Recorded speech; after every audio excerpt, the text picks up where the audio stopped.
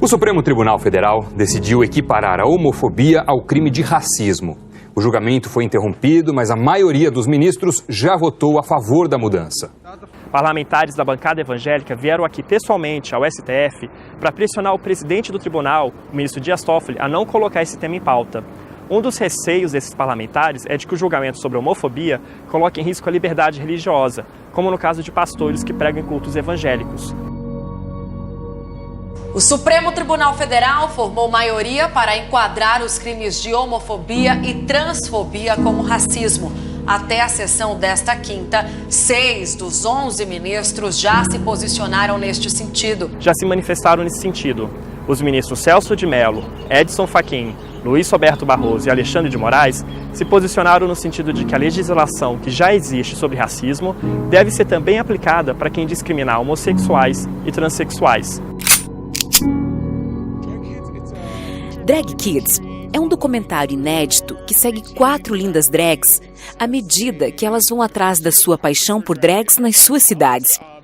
E elas são de Vancouver, Montreal, Espanha e Missouri. Os pais delas dão tanto apoio e criaram uma bolha tão grande de amor ao redor delas que elas ainda podem buscar essa paixão mesmo que nem todos nas suas vidas entendam ou aprovem isso. Qualquer um que seja intolerante isso, sem assistir ou aprender sobre isso, está apenas assustada. E essa pessoa tem que ver por que ela está assustada. Porque não há nada assustador em um menino de vestido. Isso não é assustador, é ótimo. É o seguinte, primeiro, a elasticidade do termo homofobia. Da forma como foi colocado na ação, isso vai abarcar de uma piada até a motivação para um homicídio, certo? E também, em segundo lugar, como bem pontuou aqui o Fefito, a interação da liberdade sexual, né, com a liberdade de crença. Há religiões e há lideranças religiosas que consideram o homossexualismo um pecado. Homossexualidade. A homossexualidade um pecado. Essa visão não pode ser criminalizada sob pena de a gente cercear liberdade religiosa. Então aqui é aquele caso complexo de interação entre dois princípios constitucionais. O que a gente percebe também no ativismo gay é a intenção de criminalizar até a crítica a comportamento sexual ou mesmo a ideologia de gênero. Como a gente está falando de uma questão de moralidade, de teoria sociológica, é óbvio que isso está sujeito à crítica, que não se confunde com humilhação e ofensa. São coisas completamente distintas, mas aí puxando para o universo pop literário, a gente tem que tomar muito cuidado com aquele conceito de crime-ideia. Lembra disso, Edgar? O crime-ideia, daquela obra distópica do George Orwell, que 1984, nesse livro, o governo ele controlava não só as falas e ações do cidadão, mas ele tinha a pretensão de controlar até o pensamento. Então, assim, a crime-ideia seria o pensar criminoso. E pensar e agir pacificamente não pode ser crime. Se servir a agenda, você não terá o direito de ter outra opinião. Porque se você estiver tentando vender a ideia de que não há diferenças biológicas entre homens e mulheres, bem, você já perdeu porque você não pode ganhar esse debate. Mas, se você silenciar a oposição, e os intimidar ao silêncio, através de abuso e de todo o resto que provem isso, então você não tem que vencer o debate, porque não há debate. E a sua visão prevalecerá. Nós vemos que prevalece o tempo todo. Mas isso não é sobre o que se trata. Isso é apenas uma introdução. A introdução diz: não devemos discriminar contra as pessoas trans, ok? Eu concordo com isso. Eu concordo absolutamente contigo. Nós não devemos discriminar ninguém. Mas é aí que começa. E então começa a se mover. E de repente, você não pode dizer isso ou aquilo, não pode ter essa ou aquela opinião. Se você é pai e não gosta do que está sendo ensinado ao seu filho na escola, então você é um preconceituoso e você é um transfóbico. Isso é o que acontece quando a agenda entra em ação. Mas agora essa outra agenda está começando, que é a agenda trans, que está agora se sobrepondo à agenda feminista. E isso significa que se você é feminista, e você pode ver isso amplamente, se você é feminista, E você, por exemplo, achar que o esporte feminino está sendo destruído como competição, e tem acontecido cada vez mais, pessoas com corpos masculinos que se identificam como mulheres tomando parte nos esportes femininos, quem você acha que vencerá o levantamento de peso?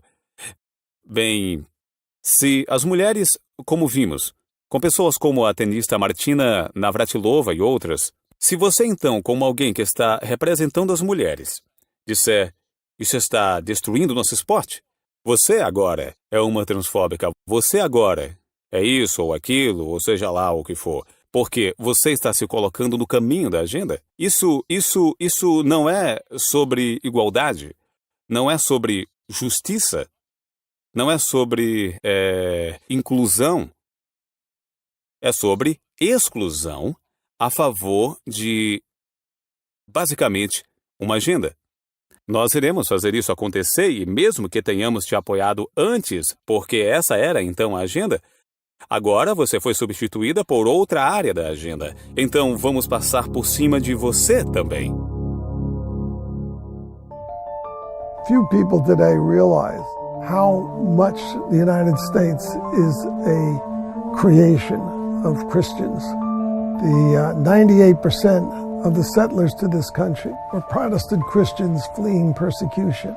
They created the country, and they created it on Christian principles, actually Protestant Christian principles. Every value that we hold dear, equality, inclusion, freedom, are Christian values. Before the Protestant Reformation, you couldn't get to heaven except by going through the Catholic Church. And the revolutionary idea that the Protestant Reformation came up with is called the priesthood of all believers. So there's no priest class between you and the Creator.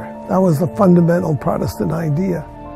When you think about it for a second, if everybody is a priest, everybody is equal. And it's this idea that led to the freeing of the slaves, to the equality of women, to all the great advances in our culture. In America, for the last 50 years, there's been a dedicated war against Christianity and against believers by the so-called progressive left. In my lifetime, there's never been a darker hour for America. When I left the radical movement, when I saw that radicalism was a destructive and evil movement, I began to re-examine the foundations of this country. And the first thing that occurred to me was that you can't have inalienable rights to life, liberty, and the pursuit of happiness unless there's a God, or unless you have respect for people who believe in God. Atheists could not have created this country. It kind of began in 1962 with the Supreme Court decision to remove prayer from the schools. For 170 years, there had been prayer in the schools. But suddenly, without any precedent, the Supreme Court, actually only 6 justices, decided that that was unconstitutional. As a consequence, any child going to a public school cannot be taught. It can't be mentioned that the Pilgrims were actually religious Christians fleeing persecution. We have been stripped of our roots, and that's why you see powerful movements today to suppress free speech coming from the left, racism from the left, dividing our country into categories of skin color and gender and sexual orientation, the very opposite of what the Christian founders of this country believed in. One of the things that I explained in the book is how the left, the so-called progressive, liberal left, is really a religion. It's a religious cult. Actually, it's an old Christian heresy, the left is, named after Pelagius, a Christian monk who lived in the 4th century. And Pelagius believed that sin was against human nature. And therefore, if Christians would just be good Christians, if they would just follow their true nature as human beings, they could create the kingdom of heaven on earth without a divine intervention. Pelagius' antagonist was St. Augustine, who believed in original sin, that sin is part of our nature. It's not against our nature.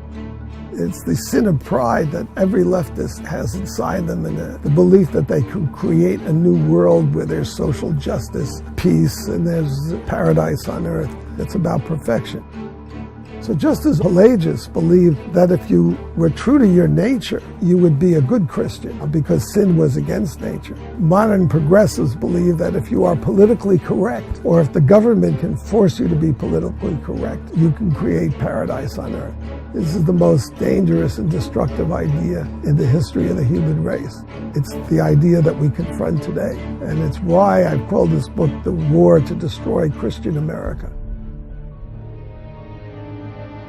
The most important freedom we have, it actually begins with religious liberty, is freedom of conscience. If they delegitimize your conscience and silence you so that you can't speak, you can't defend any of your freedoms. The whole basis of our freedoms as Americans is, first of all, this religious liberty, the liberty of conscience. There's no more important fight than defending the freedom of people to disagree with you. The left is at war with people who disagree with them. The left has declared war on Christianity, and the Christians are on the front line. And it's a very, very dangerous moment in our political history.